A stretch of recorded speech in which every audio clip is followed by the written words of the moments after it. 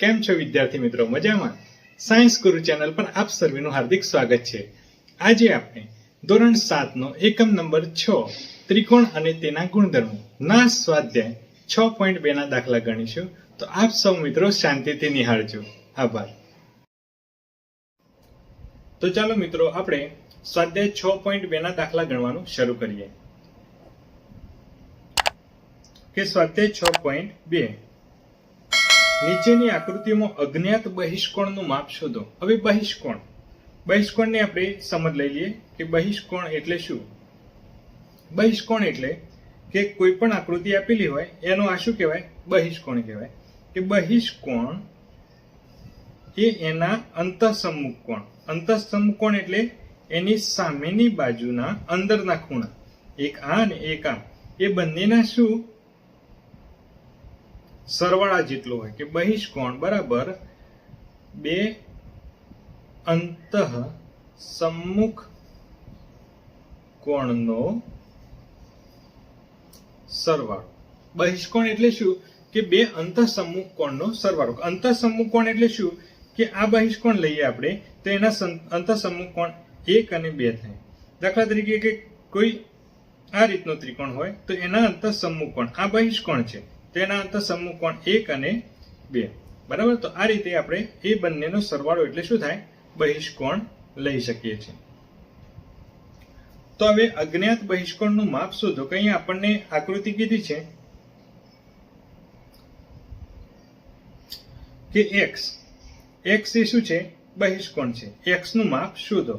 કે x બરાબર બહિષ્કોણ એના કયા? 50 અને 70. બરાબર?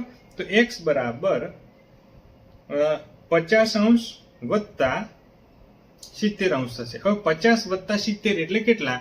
તો 50 અને 70 120°. તો આ આપણે x બહિષ્કોણનું માપ શોધી શકીએ. બરાબર? ત્યારબાદ અહીંયા બહિષ્કોણ શું છે? x. બરાબર? તો એના અંતઃસમ્મુખ કોણ કયા? 65 અને 45. તો એનું માપ શું થશે? x બરાબર અહીંયા સૂત્ર લખવું હોય તો પણ આપણે લખી શકીએ છીએ કે બહિષ્કોણ બરાબર બે અંતઃસમ્મુખ કોણનો સરવાળો. બરાબર? તો આપણે લઈએ બહિષ્કોણ શું છે? x અને બે અંતઃસમ્મુખ કોણનો સરવાળો એટલે 65 વત્તા 45. તો કેટલા થશે? 110°. તો x બરાબર શું મળ્યો આપણને જવાબ? 110. બરાબર? ત્યારબાદ અહીંયા બહિષ્કોણ છે x. તો એના અંતઃસમ્મુખ કોણ કયા? 40 અને 30. એના સામેના અંદરના ખૂણા 30 અને 40. તો 30 વત્તા 40°. તો કેટલા થશે? 70°. તો માટે આપણે લખી શકીએ કે x બરાબર કેટલા? 70° થાય. બરાબર? ત્યારબાદ અહીંયા બહિષ્કોણ x છે, એમાં 60 અને 60 છે બહિષ્કોણ. બરાબર? અંતઃસમ્મુખ કોણ 60 અને 60 છે. તો એનો બહિષ્કોણ x બરાબર 60° વત્તા 60°. એટલે કેટલા થશે? x બરાબર 120°. તો આ રીતે આપણે મિત્રો બહિષ્કોણના માપ શોધી શકીએ છીએ. અહીંયા જો બહિષ્કોણ છે x, તો એના અંતઃસમ્મુખ કોણ 50 અને 50. તો એ બંનેનો સરવાળા જેટલું થશે કે x બરાબર 50° વત્તા 50°. તો માટે x બરાબર 100°. બરાબર? ત્યારબાદ નેક્સ્ટ અહીંયા x બરાબર અંતઃસમ્મુખ કોણ એના 60 અને 30 છે. બરાબર? તો અહીંયા 60° વત્તા 30°. તો માટે x બરાબર 90° થાય.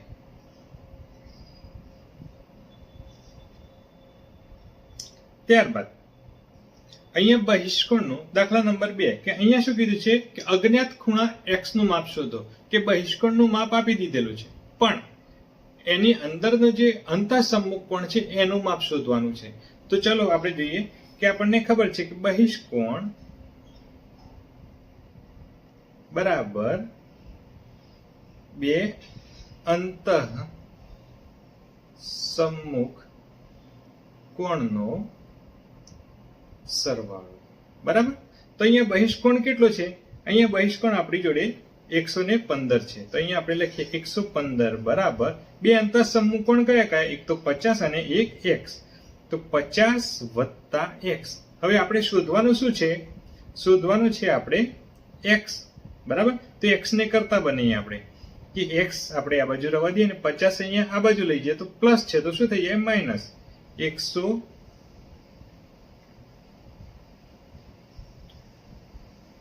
અહીંયા 115 ઓછા 50. બરાબર.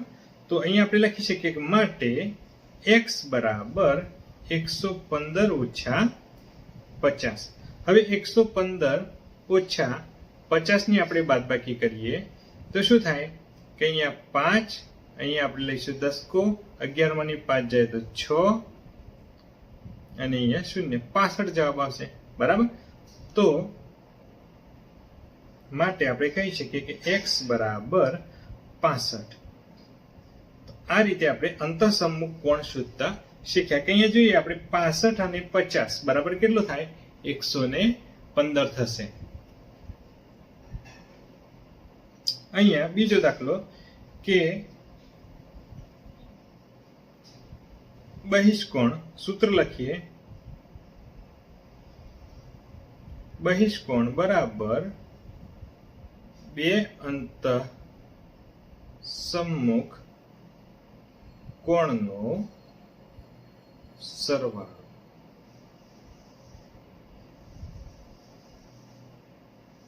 બરાબર.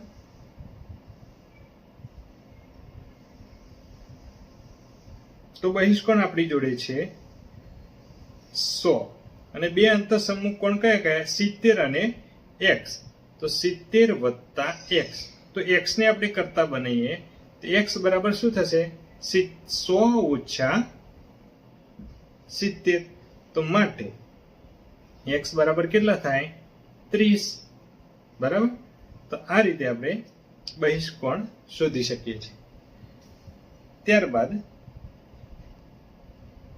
ત્રીજા નંબરનો દાખલો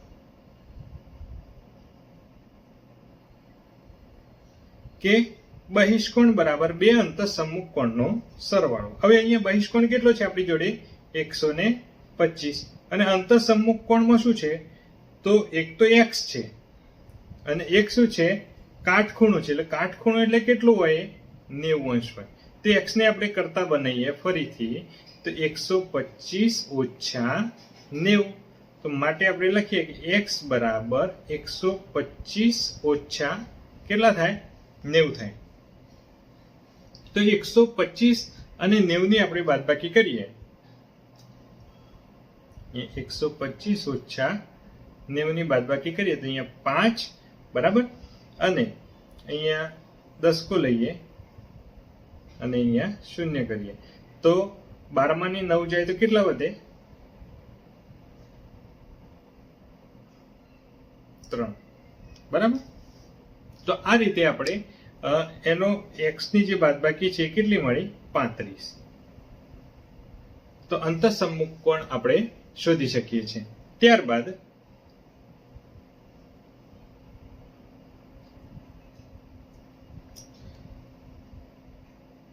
અહીંયા બહિષ્કોણ બરાબર બે અંતઃસમમુખ કોણનો સરવાળો. હવે બહિષ્કોણ આપણી જોડે છે 120 અને અહીંયા અંતઃસમમુખ કોણ 60 વત્તા x.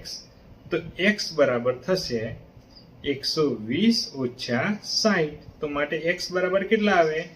60. તો આ રીતે આપણે આ બહિષ્કોણ પણ શોધી શકીએ છીએ.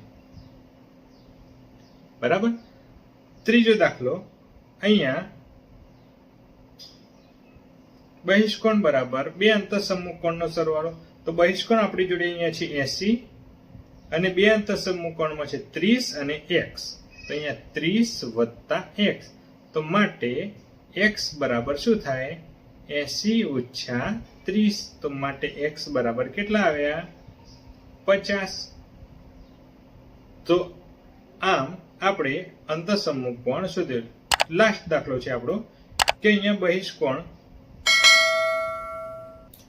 આપણી જોડે છે 75, બરાબર ને? અંતઃસમ્મુખ કોણ છે x અને 35, x વત્તા 35. તો માટે અહીંયા આપણે 75 ઓછા 35 બરાબર x. તો માટે x બરાબર કેટલા આવે? સોરી, અહીંયા 70 છે. 75 ઓછા 35, બરાબર?